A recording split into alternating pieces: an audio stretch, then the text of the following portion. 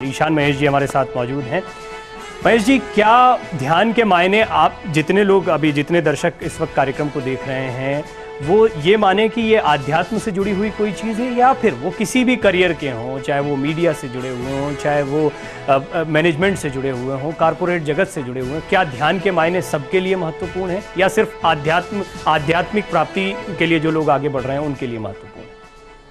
उन सबके लिए महत्वपूर्ण है जिनके पास मन है, और मन हम सभी के पास है। सारा खेल मन का है, मन ही गति कराता है ध्यान में। तो इससे कोई अंतर नहीं पड़ता कि कोई व्यक्ति किस पथ का है, पथ कोई भी हो सकता है, उससे कोई अंतर नहीं पड़ता। सारा अंतर है हमारी पवित्रता का, कि मन का विकास करना है। जैसे अभी हम यहाँ बैठे, मैं आया, इस स्थान को बिल्कुल साफ सुथरा किया गया है। आपके घर भी कोई मेहमान आता है, अपने घर को बिल्कुल साफ सुथरा करते हैं, रखते हैं ना।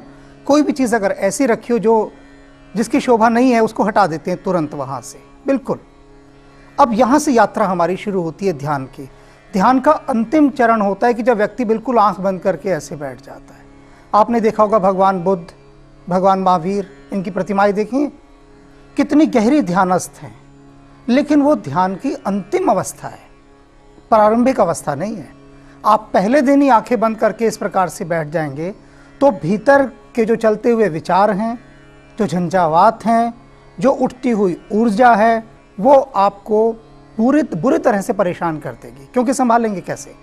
अंतिम अवस्था को पहले चरण पर नहीं ला सकते। तो शुरुआत कैसे हो ध्यान की नवयुवक के लिए? मैं शुरुआत इसकी आपको थोड़ा सा हंसा के कर दूं। मुल्ला नसरुद्दीन को एक बार कुछ बदमाशों ने रास्ते में पकड़ लिया और कहा, मुल्ला जो पैसे हैं दे दो। मुल्ला ने कहा, नहीं दूंगा, क्योंकि ये मैंने बुढ़ापे के लिए संभाल कर रखे हैं। तो उन्होंने कहा, हम तेरी जान ले लेंगे। तो उसने कहा, जान ले लो, जान का क्या है, मुफ्त में मिली है, पर पैसे नहीं दूंगा, वो बुढ़ापे के लिए रखे।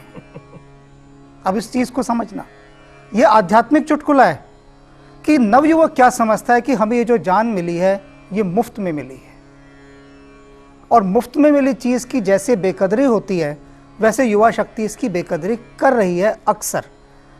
आप सब लोगों को गाड़ियां बहुत पसंद है, वाहन पसंद है ना, किसी को मोटरसाइकिल, किसी को गाड़ी। अब तुम समझो कि तुम्हारे ये जो शरीर हैं, ये शरीर नहीं है, ये गाड़ी है।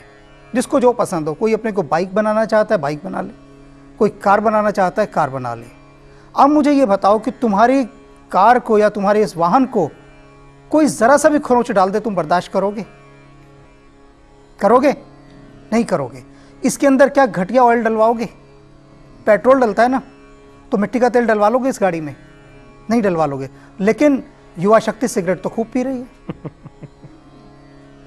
वो क्या कर रही है? क्या ये जो धूम्रपान है या जितने भी नशीले पदार्थ हैं, क्या तुम्हारे इस वाहन के लिए उपयोगी हैं? क्या ये इसे सशक्त करेंगे, बलिष्ठ करेंगे? परमात्मा ने तुम्हें एक सुंदर देह दे के भेजी, बड़े सुंदर, इतनी शक्ति है तुम लोगों में।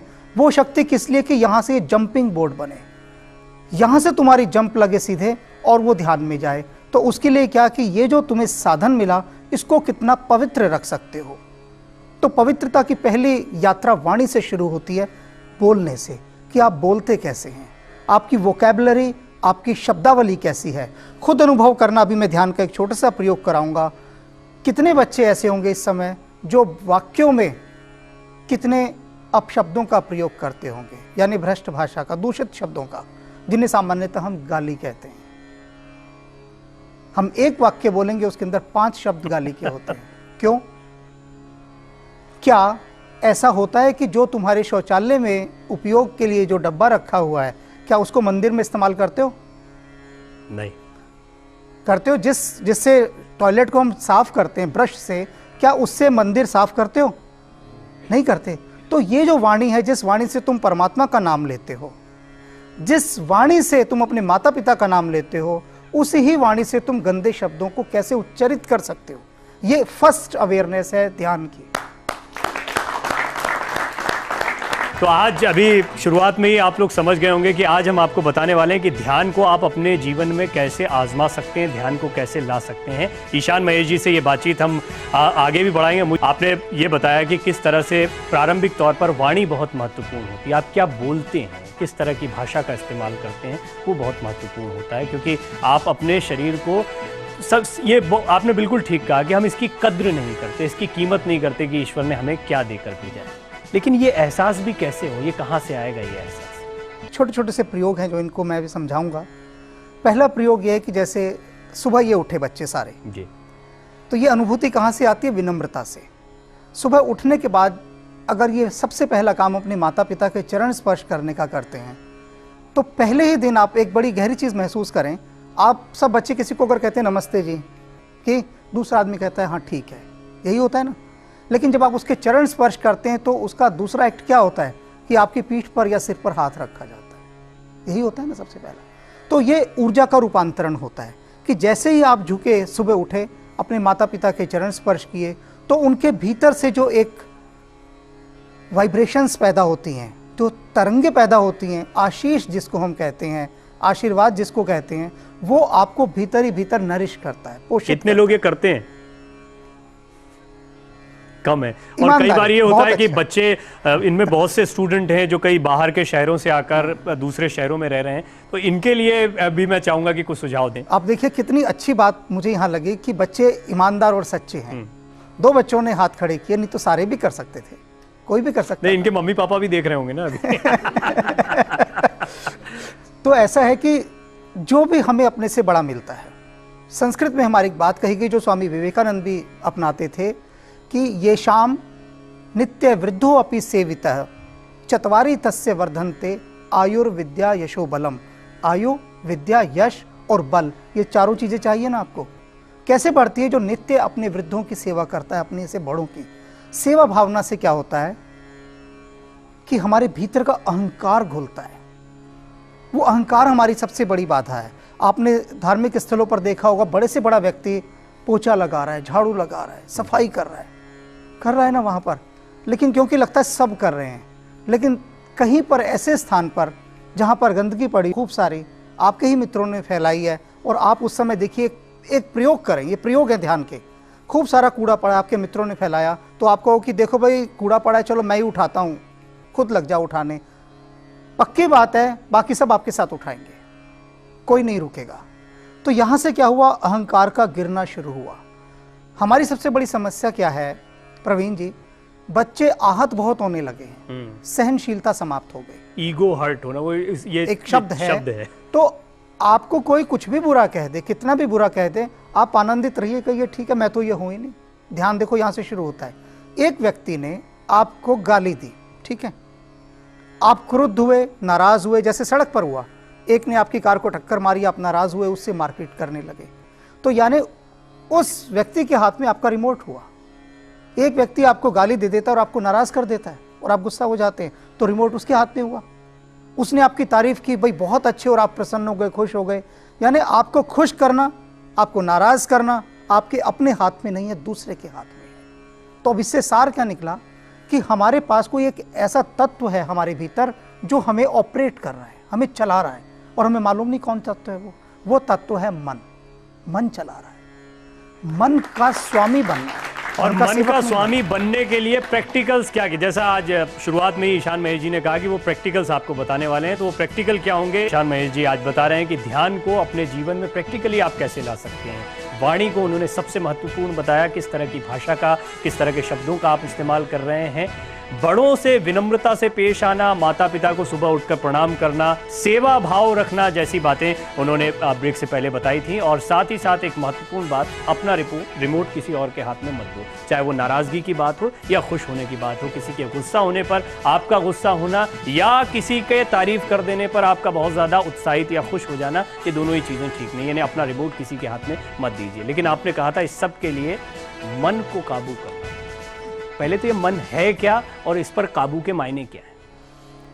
एक तो मस्तिष्क है हमारे पास, मस्तिष्क जो हमें एक, हम सामान्य सा प्रश्न करते हैं बच्चों से कई बार कि अच्छा बताओ मनुष्य में और जानवर में क्या फ़र्क है? तो बच्चे कहते हैं मनुष्य के पास बुद्धि है और जानवर के पास बुद्धि नहीं है। यही सवाल का जवाब देते हैं ना। तो उससे कहो कि एक जानवर को कुएं के आगे खड़ा कर दो और ज़रा धक्का दो, क्या वो अंदर जाने के लिए सहमत हो जाएगा? नहीं होता। जानवर को भी पता है गाड़ी आ रही है तो रुक जाएगा। तो ये मस्तिष्क एक वो यंत्र है जो हमें अपने जीवन के पहलुओं को जीना सिखाता है आत्मरक्षा के संबंध में। ये तो हो गया मस्तिष्क। एक है मन, मन जो हमें गतिशील करता है। उदाहरण के लिए दो मित्र हैं, एक मित्र ने कहा कि चलो वो सामने किसी का सामान पड़ा है वो उठा लेते हैं, ठीक है। दूसरा मित्र कहता है कि नहीं, ये शुभ नहीं है ऐसा करना। आप उसे समझ रहे हैं कि जो दूसरे व्यक्ति का मन है वो पहले वाले मन को रूपांतरित कर रहा है, बदल रहा है। आपस में स्वामी विवेकानंद से ही मैं एक सूत्र लेता हूँ। स्वामी विवेकानंद कहा करते थे, एक बार स्नान कर रहे थे विदेश में, तो कुछ गा रहे थे, तो महिला कहती कि स्वामी आप बहुत अच्छा गा रहे हैं, क्या गा रहे हैं? तो उन्होंने कहा मैं गा रहा हूँ सर्वे भवन्तु सुखिनः सर्वे सन्तु निरामया। कि क्या अर्थ है स्वामी जी इसका? स्वामी जी ने कहा मैं चाहता हूँ कि सारा संसार सुखी हो और सारा संसार निरोगी हो। तो उन्होंने कहा आप संसार के लिए प्रार्थना कर रहे हैं नहाते हुए? तो उन्होंने कहा हाँ। अंतिम वाक्य जो अभी इसमें दिखाया गया था विवेकानंद का कि भक्ति भाव से सेवा करना, आप सबने सुना था ना ये वाक्य। अब भक्ति भाव से सेवा आप सभी की कर सकते हैं, किसी की भी, जो भी मिले आपको उसके मन में आपके प्रति सेवा भाव होना चाहिए। और सेवा भाव आपके भीतर एक ऐसे विद्युत पैदा करेगा जो आपके मन को गतिशील करेगा। अभी आपका मन जो आपको कहता है, आपको मालूम होता है, मन ने कहा मैं सिगरेट को क्यों ले रहा हूँ, क्योंकि ये सबसे घातक है, तंबाकू सिगरेट की बहुत प्रचलन में है ना, इसलिए मैं इसको उठा रहा हूँ। आपके मन ने कहा चलो सिगरेट पीते हैं, लेकिन आप अपने मन के स्वामी बनिए और उससे कहिए क्यों पीते हैं भाई, क्या है ये, कोई दूध है कि शक्ति मिलेगी तुझे? जिस दिन आप अपने मन को डांटना शुरू करेंगे, अपने मन की जम के क्लास लेंगे। मीराबाई लेती थी अपने मन की क्लास। मीराबाई हमारी संत हुई हैं, वो अपने मन को कहती है कि तू कहाँ जा रहा है, मैं तुझे भगवान की भक्ति में लगाना चाहती हूँ और तू संसार की ओर मुड़ मुड़ के जा रहा है। तो आप एक प्रयोग करें कि अपने मन को डांटना शुरू करें, उसके मालिक बने। वो कुछ कहे, आपको मालूम है कि ये गलत है या सही है, पता होता है ना सभी को। एक चीज इसमें जरूर मैं आपसे पूछना चाहूंगा कि जब भी शारीरिक श्रम की बात होती है तो हम देखते हैं शरीर को बलिष्ठ बनाने की, स्टेमिना बनाने की, या जिम जाकर अपने शरीर को मजबूत बनाने की बात कही जाए। जब मन से ये सब करवाना है तो उसे भी मजबूत करना होगा और उसकी भी कुछ ना कुछ एक्सरसाइजेस जरूर होंगी। मैं चाहूंगा कि वो भी हम दर्शकों को बताएं कि वो क्या एक्सरसाइजेस। एक्सरसाइज देखो मैं तुम्हें बताता हूँ। तुमने भंवरे का नाम सुना है? भंवरा, भंवरे की एक गुंजन होती है, तो वो जो भंवरे की गूंज है वो जब आप अंदर करेंगे तो जैसे मिक्सी चलाते हैं ना, मिक्सी चलाने के बाद वो अंदर जो भी कुछ आप सामान डालते हैं सबको घुमा देती है। तो एक छोटा सा प्रयोग हम करेंगे। उस प्रयोग के अंतर्गत क्या करेंगे, जब आप उस गुंजार को पैदा करेंगे, भंवरे का गूंजना उसकी गुंजार कहलाता है ना। जैसे मक्खी उड़ती कहते हैं ना, भिन भिना रही है, तो उसके लिए गुंजार शब्द का उपयोग करते हैं। तो उस गूंज को मैं अभी सिखाऊंगा आपको कैसे करना है। उस समय आप ये सोचिए कि आपने किस किस का बुरा किया, सबको मालूम है, और किस किस का बुरा करने की योजनाएं बनाई जा रही हैं मन में, ये भी पता है, हर व्यक्ति जानता है, पक्का पता होता है ना कि अच्छा अब मैं तुझे बताऊंगा। अब उस बताने के लिए जो अच्छा होता है वो अच्छा एक योजना बना रहा होता है कि मैं इसको किस तरह से परेशान करूंगा या तंग करूंगा, ये जानते हुए भी कि मैं इसे परेशान करने वाला हूं। तो अब उस गुंजार में आप ये अपने भीतर प्रश्न पैदा करेंगे कि उसको तंग करके मुझे क्या मिलेगा, क्योंकि हम सब एक ही चैतन्य के रूप हैं। एक नूर ते सब जग उपजया, कहा गया है ना कि हम सब तो एक ही रोशनी से पैदा हुए हैं, तो मैं उसको क्यों सताऊं। तो इस गुंजार के माध्यम से आंख मीचकर उस भाव को पैदा करेंगे और ये सोचेंगे अच्छा कल जिसके लिए बुरा किया या कुछ समय पहले जिसको बुरा किया उससे जाके माफ़ी मांगिए, क्षमा मांगिए और अपना विकास देखना कैसा होता है। जाकर कहो कि ये मैंने तेरे लिए बुरा किया था और मैं तेरे से माफ़ी चाहता हूँ, मुझे माफ़ कर दे। एक बार कह के देखो और फिर देखो तुम्हारे भीतर अचानक ही एक ऊर्जा का विस्फोट होगा। निश्चित रूप से ये करने की बातें हैं। जैसे ही आप क्षमा मांगेंगे उनसे जाके कि तेरा ये जो नुकसान हुआ था, ये जो अहित हुआ था, मैंने किया था और मैं हृदय से क्षमा मांगता हूँ, तुम क्षमा नहीं करना चाहते, मुझे सजा दे दो, और देखना सामने वाला तुम्हारे प्रति सम्मान से भर जाएगा। तो वो गुंजार कैसा है वो देखिए।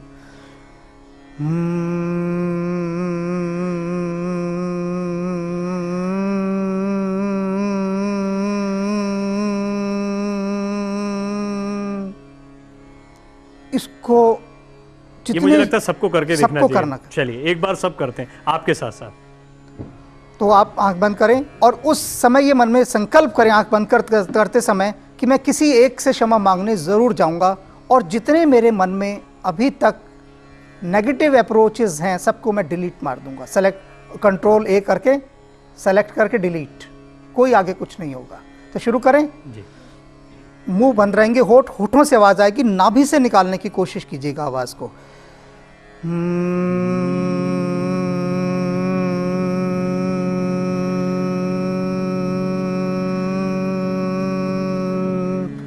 जोर से शक्ति लगा के नाभि से खींचकर, नाभि से खींचो। हाँ, बहुत अच्छे, और जोर से, और जोर से। दोबारा से भीतर से ऐसे खींचना जैसे कुएं से पानी खींचते हैं ना, एकदम तेजी से। यस, अति सुंदर।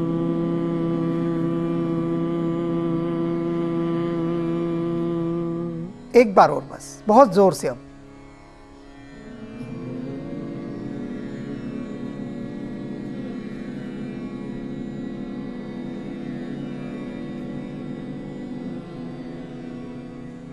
ये प्रयोग इन्हें रोज करना चाहिए, और उन भावनाओं के साथ जो आपने बताया वो भाव बहुत महत्वपूर्ण है। इसका लाभ क्या होगा मैं बताऊं आपको। जैसे कोई चीज इसमें हमें झाड़नी होती है तो हम ऐसे ऐसे करते हैं ना, इसके जो वाइब्रेशंस हैं, तो जितने भी नकारात्मक नेगेटिव अप्रोचेस जो ऊर्जा के साथ बहती हैं, वो सब धीरे धीरे ऐसे करके गिरने लगती हैं, ऐसे करके गिर के, क्योंकि इसकी वाइब्रेशंस पैदा हो रही हैं। अभी आपने ये सिर्फ 3 बार किया है, और अगर इसको 15 मिनट, कम से कम 25-30 बार आप सुबह उठ के एकांत में करेंगे तो फर्क अपने आप पता लगेगा। सारी नकारात्मकता निकलती जा रही है इस विचार के साथ। और ये आपने एक बहुत महत्वपूर्ण प्रयोग बताया। मुझे पूरी उम्मीद है कि जो जितने भी दर्शक इसे आजमाएंगे उसे इससे फायदा होगा। मैं चाहूंगा कि जब चलते चलते आप एकाध ऐसा और प्रयोग बताएं, क्योंकि हम देखते हैं प्रैक्टिकल जो होते हैं वो बहुत इंपॉर्टेंट होते हैं। तो एकाध कुछ और ऐसा जो कि दर्शक भी घर पे कर सकते हैं, ये युवा भी अपने घर पर कर सकते हैं। नहीं, मैं अब करने के नाम पर एक प्रयोग ही बताऊंगा जी, जो इनको 24 घंटे करना है जी, 24 घंटे। और वो प्रयोग ये है कि जितना अधिक विनम्रता को जीवन में अपना सकें। एक संकल्प कि कोई कुछ भी कर जाए, ये सच में प्रयोग है 24 घंटे का। आप उस पर नाराज नहीं होंगे, किसी पर क्रोध नहीं करेंगे, और ये सजगता कायम रखनी है, अवेयरनेस। ये कितना बड़ा प्रयोग है 24 घंटे का प्रवीण जी, कि हर समय इस बात को लगातार जगाए रखना भीतर कि मैं किसी की बात से नाराज नहीं होऊंगा। और उससे क्या होगा, जिस दिन क्रोध की ऊर्जा रुक गई भीतर, वो सारी ऊर्जा रुकी हुई क्रोध की, क्योंकि सबसे शक्तिशाली ऊर्जा ना क्रोध की होती है। क्रोध में एक पतला सा आदमी भी पहलवान को उठा के फेंक देता है क्रोध में। तो जब आप उस क्रोध की ऊर्जा को रोक लेंगे ना, उसकी सीधी छलांग परमात्मा की ओर लगती है, और कहीं लगती नहीं, कहीं नहीं लगेगी, उसको कोई रास्ता नहीं मिलता, क्योंकि उसको लंबी छलांग चाहिए होती है क्रोध को। तो दूसरा टारगेट उसका परमात्मा होता है। अगर क्रोध टूट गया तो, क्रोध की ऊर्जा टूट गई तो अपने भीतर ये संकल्प लेना, ये 24 घंटे का ध्यान है, और तुम कर सकते हो। वाणी की पवित्रता रखना जी, क्यों प्रवीण जी? जी बिल्कुल ठीक। दूसरा, जो भी बड़ा मिले उससे कभी भी अपशब्द नहीं बोलना, विनम्रता से बोलना, माता पिता के चरण छूना, और अभी जो हमारी अंतिम बात हुई, किसी पर क्रोध नहीं करना।